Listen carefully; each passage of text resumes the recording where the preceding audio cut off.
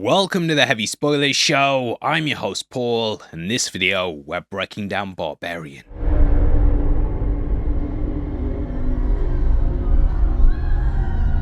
The unforgettable horror pushed Zach Cregger's name to the forefront, and it's one of my favourite films from the decade. Filled with constant twists and turns, the blending of genres, and just a weird unsettling tone, Weapons made me want to go back to this movie. With that out of the way, thank you for clicking this. Now let's get into Barbarian. Oh, hell yeah. Yeah, bitch. Okay, so Cregger came up with the idea for the film after reading the book The Gift of Fear. Written by Gavin DeBecker in 1997, it talks about how violence is predictable. I'm sure we've all been out walking at night and you've seen like a dark alley and you almost want to go down it. Something inside you though says that you shouldn't, and thus you avoid taking that path. And who knows, you could have ended up watching Screen Crush. No, but The Gift of Fear plays into the notion of how we all have the inherent gift of intuition that protects us from danger. DeBecker worked as a security specialist and studied several celebrity stalkers, even ones that try to get share. Now, he said inside us there are these things called pins. This stands for pre-incident indicators, and they're events that often precede something violent. Nowadays, we'd probably call them red flags, and Gavin suggests that we listen to our gut, especially if you're a woman. Now on the flip side of this, Cregger wanted to tell a tale of a woman who ignored all these warnings, and this led to something extreme. How bad could things get if every single red flag was ignored, and throughout the movie things get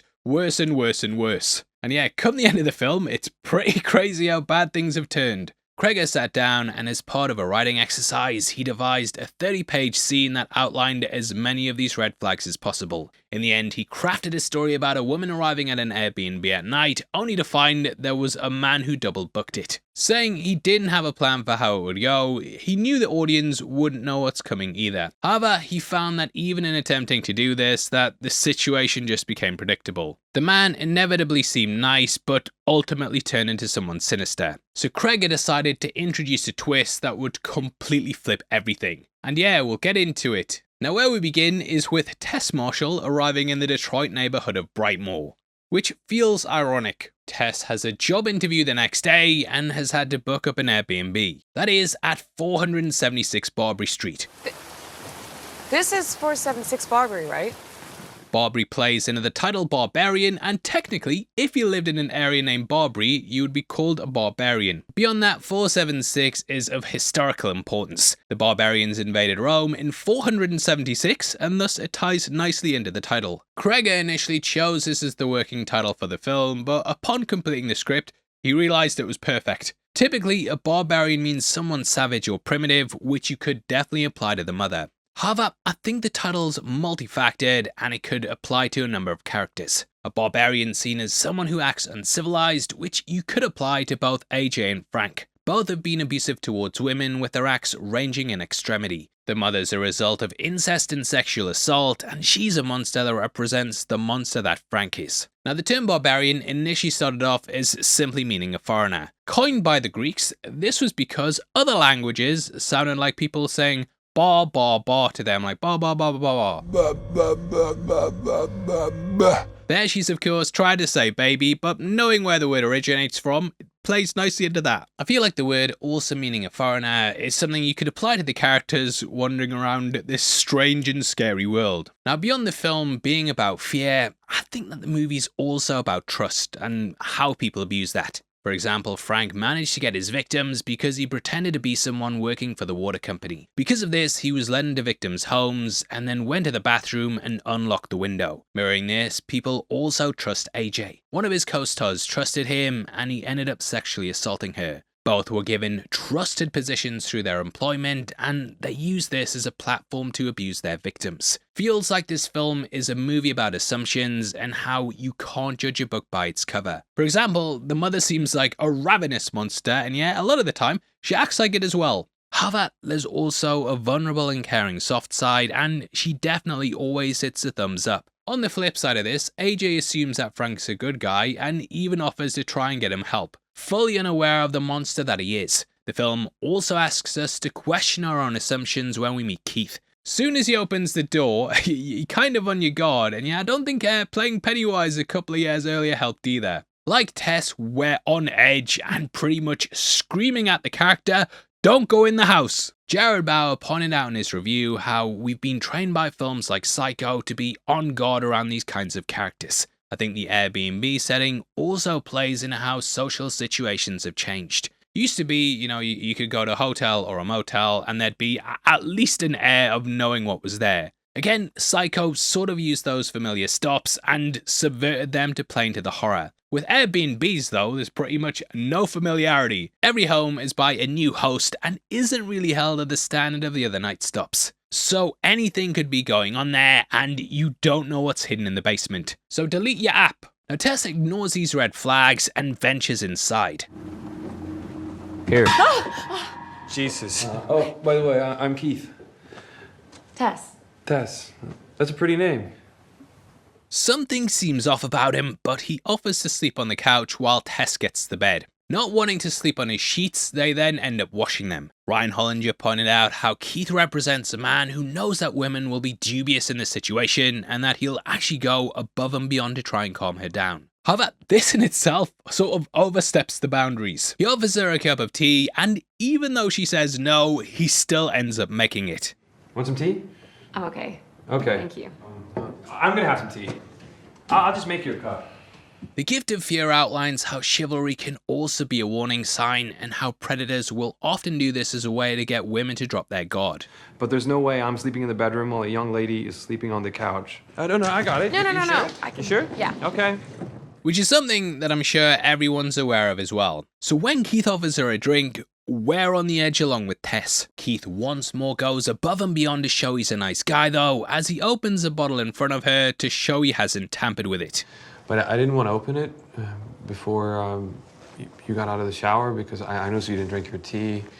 And yeah, it's very awkward and he kind of almost has to over-explain what's happening. Against her better judgment, she decides to take it. However, the pair hit it off and she explains she's interviewing for a documentary. It's through this that she learns Keith's a member in the band and basically the perfect person who could be included in that doc. Now the band itself are a good one and these are the line tamers. I did wonder if that had a symbolical meaning, and it was basically about how one can tame a beast. Not everything that seems like a beast ends up acting like one, which is something you can of course apply to the movie. I even feel like we're supposed to question our own judgment, as we can see on Keith's driving license that he's listed as 5'10", which yes, God's God, you're not fooling anyone, you're definitely at least 7 foot tall. From what we can gather with Tess though, she's had a very messy breakup with a man named Marcus. She ignores his calls in the opening and constantly ghosts him.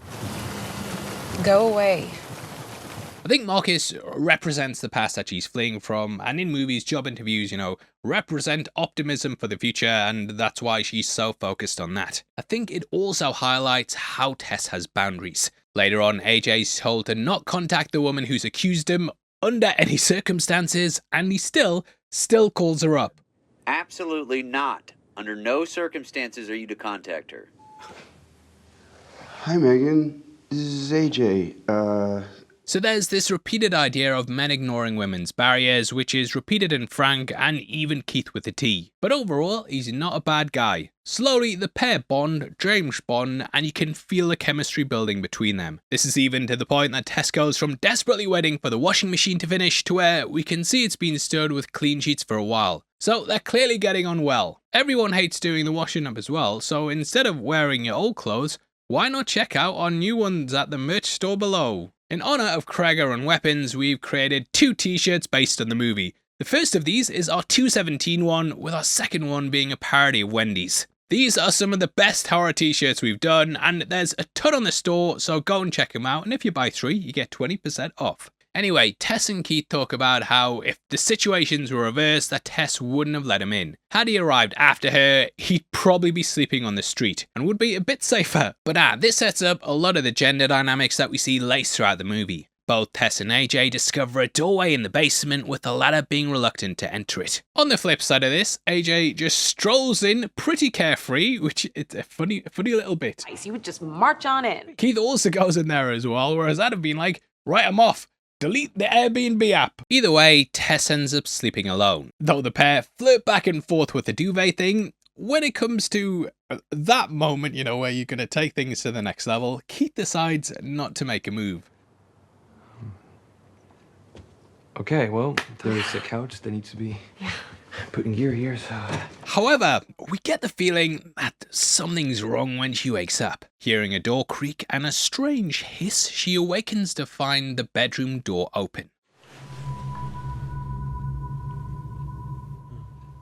As she goes out, you might also notice that the basement door closes behind her. As we learn, the mother comes out at night and she might have been surveilling the house while they slept, which is pretty creepy. Tess then goes to Keith and he seems to be having a nightmare. When woken up, he denies opening the door, and obviously in hindsight, we know exactly what happened. But why was this scene included? Like, I've seen loads of questions like, what's this nightmare scene even about? I mean, it doesn't really go anywhere, and we never learn about what Keith's nightmare was. However, I feel like this misdirect's important as it makes us focus our suspicions on Keith. We think that something else is up with him, and thus, when he's okay, it subverts our expectations. Like, there's been a number of horror movies, even stuff like Get Out, where you think one of the people is really nice, and the big twist is they've been in on it all along. And who knows, this might have been, Keith's Airbnb that he was luring women to and stuff like that. Your mind goes to those kind of places. Beyond that, though, I think it could highlight how men are often viewed as having something sinister going on with them, even when they're showing signs of vulnerability. We're suspicious of Keith,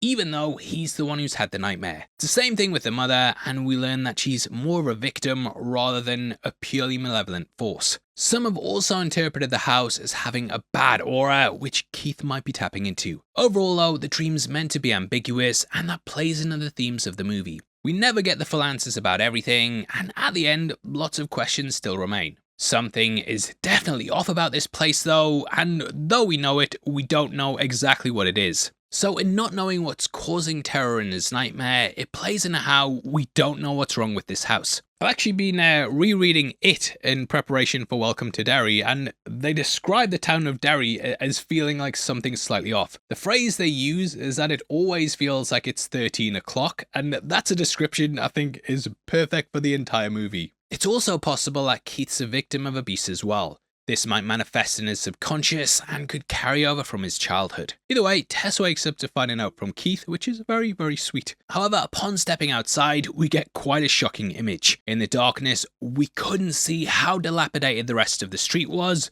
but looking around, the neighborhood's in ruins. The film's, obviously set in Detroit, which greatly suffers from urban decay. Having a reveal like this heavily plays into the themes of the movie, and we didn't get the full picture of the street at night and simply just saw the house, which looked quite nice. So our assumptions were that this street was probably lined with these kinds of houses, but now we see that isn't the truth, which further plays in the idea of our expectations and assumptions. This also plays in the film's notion of the hidden horror.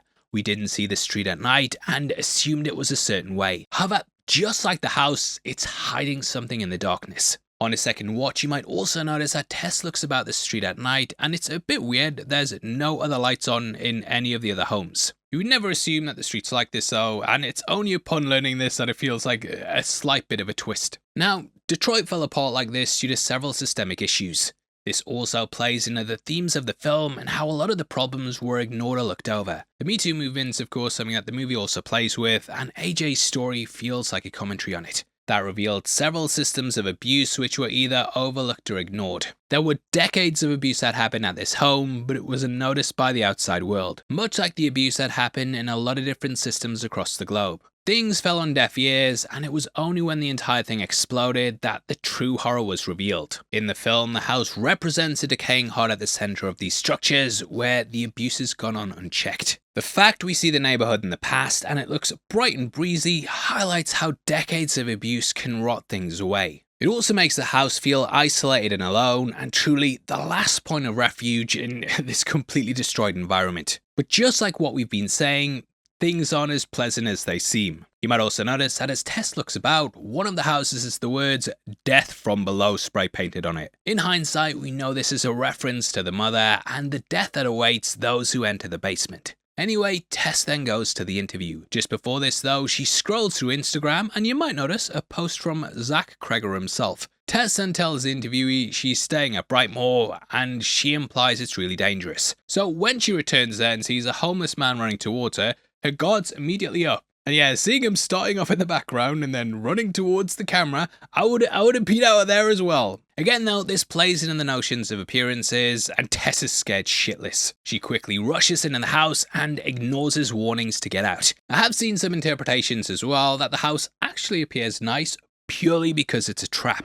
It's a trap! In this neighborhood, you know, if you were in danger, you'd obviously run to the one nice looking property. So it lures you in. I love that idea, and it does make sense when we look at the themes of the film. It's then at this point that Tess accidentally locks herself in the basement. She's unable to open it from the inside, and initially you think it might be a broken lock or something. However, in hindsight, we know Frank kept people prisoner there. The door actually has a spring lock, so if it's open, it just closes itself.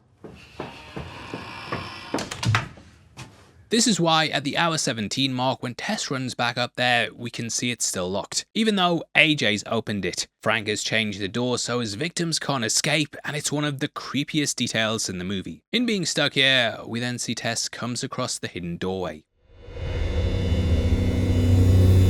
Nope.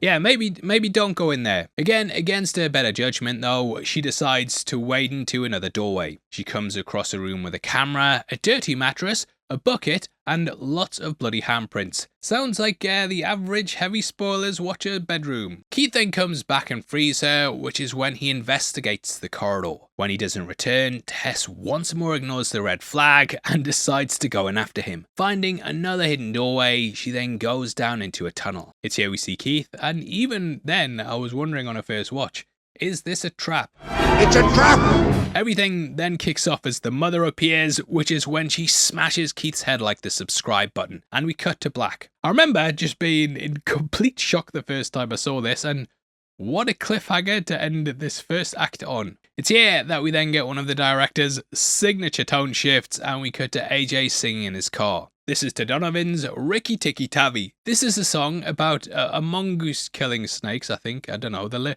lyrics are all over the place. Ricky Tikki Tavi, bitch! But the song is about killing snakes without the help of an official institution, like when he goes in the church. That thing. And the organization, they really organize. Ricky Tikki Tavi, mongoose is gone. Tess gets ignored by the police later on and has to take things into her own hands. She also has a snake ornament hanging from the rearview mirror in her car, which we see when AJ pulls up to the house. So potentially it ties back to this song, but either way, at this moment, it's a bright and sunny day, and yeah, just the perfect juxtaposition to what we've just seen with Tess. Justin Long is someone, you know, that we see as a lovable goof, and he's kind of like the opposite to Skarsgård. Whereas he tends to play villains, Long tends to play these likable characters. So it's further playing with our expectations when we discover exactly what he's up to. I remember wanting to doubt the story as well, and you kind of side with him and disbelieve the rumours. Cregger made sure the report came from the Hollywood Reporter though, as he wanted to add some authenticity to it. This is from journalist Kim Masters, who's a real reporter from the outlet. She's known for breaking stories in the Me Too era and brought to light several cases of sexual assault. So it just adds to that authenticity. His co-star Megan's also played by Sarah Paxton, who just so happens to be Cregger's wife. She also voices the breastfeeding video we see in the basement, which may be playing off the themes of AJ's view of her. We also get a cameo from Cregger himself, and he plays AJ's friend at the bar. This is who he confides in and confesses to assaulting Megan. Long, of course, returns in Weapons as well in a smaller role, but it definitely felt like the pair must have enjoyed working together because, yeah, it brings them back. Saying that though, Long initially wasn't in the role, and Cregger offered it to Zach Efron. He said he wanted a himbo and someone that people would look up to as a Chad. However, I think having the more down-to-earth Long works better, as we just don't see him as this seedy sort of person. And Efron was playing Ted Bundy around this time, I think. Now AJ's told that in order to pay for his legal costs to sue Megan, he basically needs to start liquidating his assets. So he travels out to one of the properties he owns. And dun dun dun, this is of course 476 Barbary Street. He finds a chair holding the door open from the last stay and comes across the toothbrush. We learn that no one's rented it in 2 weeks, so yeah, Tess has been down there for quite a while. AJ also discovers Keith's suitcase. It's here he finds the novel Jane Eyre by Charlotte Bronte. In case you haven't read it, the book follows a woman with a really difficult past who falls in love with a man at the hall that she works at. that is Mr. Rochester, and the pair plan to get married. However, Jane learns that he has a secret wife who he's hidden away in the attic. Much like the revelation with the mother in this movie, AJ then discovers the basement. I love how he's just completely oblivious though, and immediately goes to see if this increases the value of the house. He's measured it up, and yeah, it's just hilarious how he thinks he's hit the jackpot. Like, doesn't think it's a bit weird, just straight trying to sell it. Ryan Hollinger also pointed out a great detail that you might notice when we follow AJ. The camera is less closed in on him, so there's not that feeling of claustrophobia in the tunnels. This is the opposite to how it was presented with Tess, so we feel less fearful when we're with AJ. Going back down there, the mother then attacks him, and he falls into a pit with Tess. We then cut to 1982 and meet Frank. In the background, we can hear the heat of the moment, and there's also mention of Reagan. This year choice could be a nod to The Thing, which is when that movie was released. When making this movie, Cregger had a rule that they couldn't use any technology that wasn't available when John Carpenter made that film. He wanted there to be a practical feeling to everything and cited that the movie was a massive inspiration. So, might be reaching there, but yeah, that's what I feel from reading all the interviews. Now, according to IMDb trivia, the mother was actually based off Grendel's mother. Initially, they had her as just a woman with long hair, but it felt it would give away the twist that she wasn't the real monster. Played by Matthew Patrick Davis, he said the first version was a little cartoony, but they refined this over time to reveal the horrific design we get in the film. You might notice that the aspect ratio also changes for these moments. This gives it a 4:3 look, which really adds to the retro feel. We didn't have widescreen TVs back then, kids. Throughout these scenes, you might also notice that the camera zoomed in on Frank. This is even in wide open spaces. So it creates that claustrophobia again, while also painting out Frank as this domineering presence. We very much become the camera in the scenes and follow behind him, sort of like an invisible watcher. A detail I love is when Frank finally goes to the basement and the camera remains behind and doesn't go after him. It's almost like we're too scared to go in there with him. It's such a great way to portray him as a monster that's so evil the camera won't even show what he's up to. And yeah, you can hear those screams coming from the basement. We also see him chatting with his neighbor who says he's selling his house. Neighborhood's going to hell, Frank. It's kind of crazy seeing him saying at this point, as we know how bad it gets, and he correctly predicts that the neighborhood's gonna get worse and worse. Now, why this was because during this time, people were navigating away from Brightmoor. The 70s saw the population decline by 64%, and they lost over 17,000 residents. When he's in the car, we can also hear an advert for Martindale Motors. Are you in the market for a used car but don't have good credit? Detroit's #1 used car emporium, Martindale Motors, is here for you. This gives a nod to Detroit's past with the car industry and how it was a hub for that. The city was heavily relying on it, with that being the main driving factor of income. Excuse the pun. When the companies either vacated or went bankrupt, the economy faced major decline. This led to rising crime rates and so on and so forth. Frank remained though, and probably preferred having the neighborhood to himself. We see him going to his shop, which is where he buys supplies. He then says they're doing a home birth, and we see him stalking a woman. I think that this entire film pulls a lot of things from real life, and the most notable of these is Joseph Fritzl. Fritzl built a secret basement in his house, which is where he hid away his daughter. Over several decades, he sexually assaulted her, and several children were conceived through incest. Elizabeth was down there for 24 years, and you can't imagine the kind of horror that she faced. We also often hear of people hidden away in houses. Even Watch Mojo have done like a top 10 list about people who secretly lived in someone else's house. There's also the basis of the movie Parasite breakdown on the channel now, and people often report strange things happening. This includes weird smells, food going missing, and overall a feeling like they're always being watched, which I'm getting right now. Normally they'll catch these people on cameras dotted about the home, and they'll emerge either at night or when the homeowner goes out, which is pretty creepy. That definitely feels like the inspiration here, but Frank's of course the original owner. Either way, you might notice the dress of the woman that Frank's been stalking, and this is something AJ also finds in the basement. When we go into Frank's home, you can also spot shovels and boots around, highlighting how he's been digging the renovations. It's even been theorized there's other kids running around down there, and who knows how deep these tunnels go. We then cut back to the present. Tess tells AJ the mother wants them to act as children, and she ends up trying to feed him. This is through a bottle, which you can see has hairs around it. This was actually an accident with the wig getting stuck to it, however Cregger thought it made it look gross,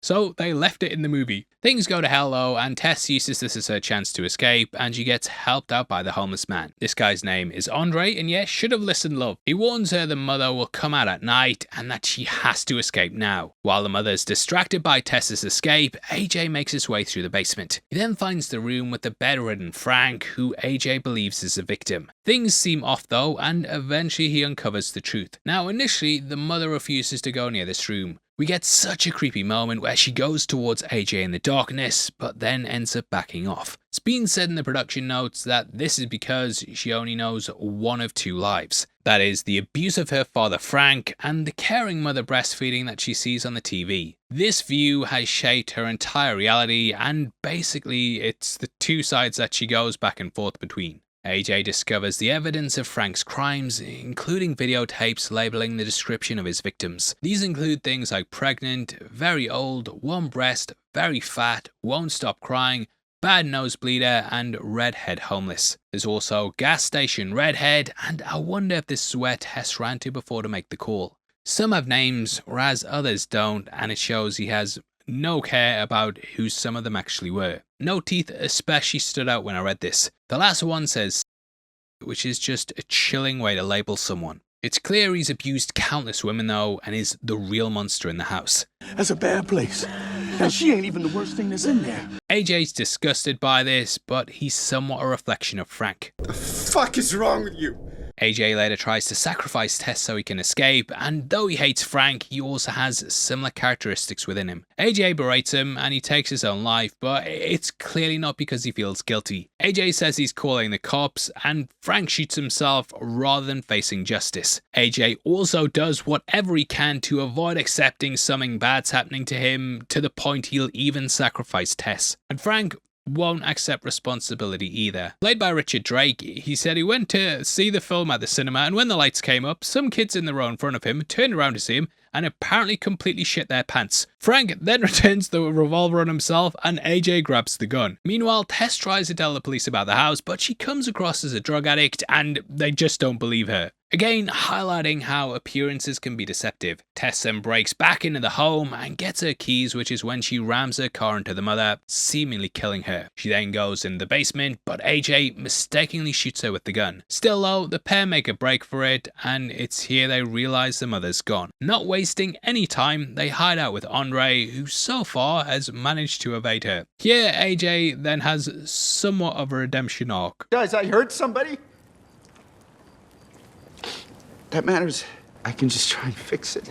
He quickly shows his true colours though, and I feel like the mother could even represent the idea of feminism, standing up against misogyny. That one friend who's too woke. Either way, Andre explains that the mother's the culmination of incest that's lasted for generations, and it's likely that she isn't the first daughter that Frank's had. From what I can gather, the mother is actually a multi-generational child who is a descendant of several children born through incest. Because of this, you might be wondering what the timeline is. They say the child's about 40 years old, and that's when the flashback was set.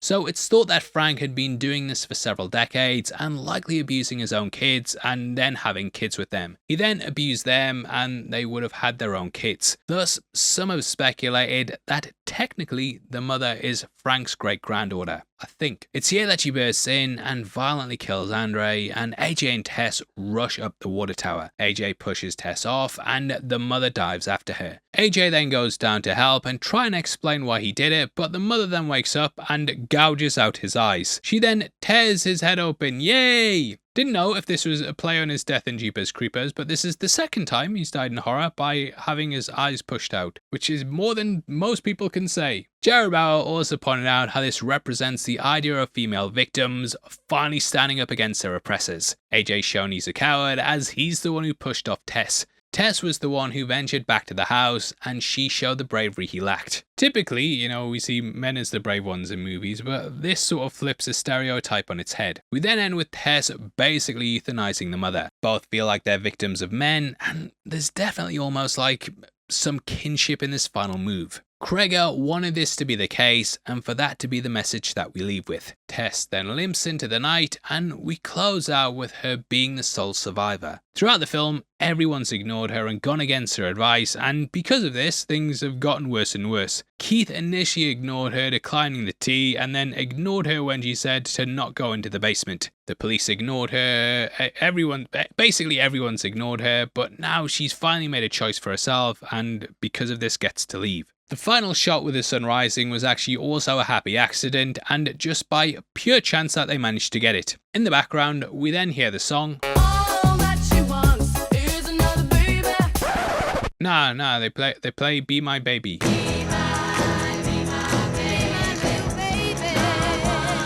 Which, yeah, you get the meaning with that. However, it's possible that there exists another due to the people that were behind this song. This was written and produced by Phil Spector, and it was sung by the Ronettes. The lead singer of this, Ronnie, ended up marrying Phil in 1968, and after their divorce, she revealed Spector used to mentally torture her and lock her up in their mansion. Spector was also later convicted of murdering Lana Clarkson in 2003. Spector claimed it was accidental and that she said she wanted to kiss a gun. However, decades of people witnessing his erratic behaviour cast some doubt on the story. Forensic evidence showed that Spector used the firearm, and he was convicted of murder at his second trial. So I definitely feel like that applies to the movie as well, but that wraps up the breakdown, and thank you for revisiting the film with me. I hope we found some new stuff for you, and depending on when you're watching this, our breakdown for weapons is either coming very soon or it's already out on the channel. I hope to see you over there as well, and please drop a like on the video and drop a comment with your thoughts on the film. If you want to follow us and keep up to date with what we're doing as well, then make sure you check us out at Heavy Spoilers on Instagram. Did you know as well that members of the channel also get early access to videos? If you click the join button, you'll get at least one breakdown a week before anyone else, and it costs just 99 cents a month. Makes a massive difference to us, you know, less than $12 a year.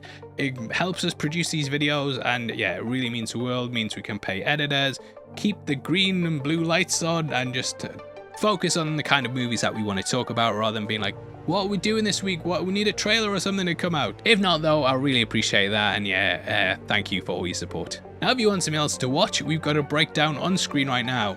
We are going through the Conjuring series as well. I don't know if it's as highbrow as this, but there's a lot of stuff there to talk about in terms of the history, the inspiration, some of the hidden details, and yeah, I guarantee even if you're a bit meh on those movies, you'll find something in those videos that might make you appreciate them a bit more. With that out of the way though, thank you for sitting through this breakdown. I've been your host Paul, you've been the best as always, and I'll see you next time.